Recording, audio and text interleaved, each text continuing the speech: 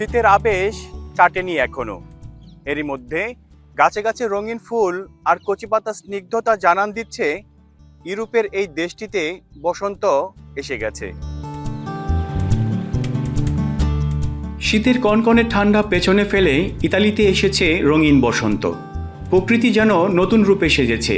ফুলে ফুলে ভরা উদ্যান, মনোমুগ্ধকর আবহাওয়া আর উৎসবের আমেজে ভরপুর এই দেশ।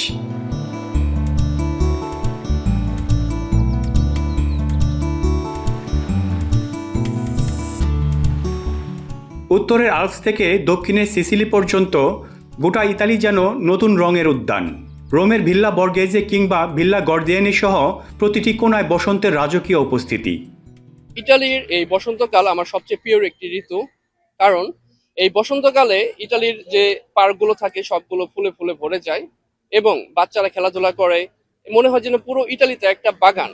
এই সময়টা মূলত আমরা অনেক এনজয় করি এবং অনেক পর্যটক আসে পৃথিবীর বিভিন্ন দেশ থেকে।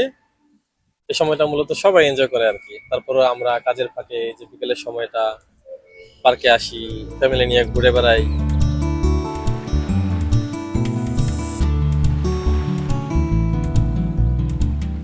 ইউরোপের দেশ ইতালিতে সাধারণত মার্চের মাঝামাঝিতে বসন্তের আগমন ঘটে।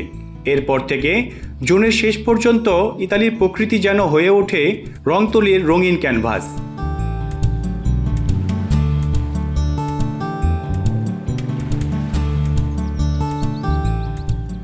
ইতালিতে বসন্ত এলেই প্রতিটি শহরের পার্ক ও বাগানগুলো স্থানীয় ও বিদেশি পর্যটকদের জন্য আকর্ষণীয় হয়ে ওঠে।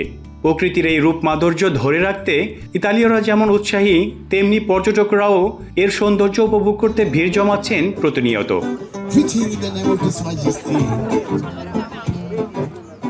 মনিরুজ্জামান মনির, এখন ইতালি।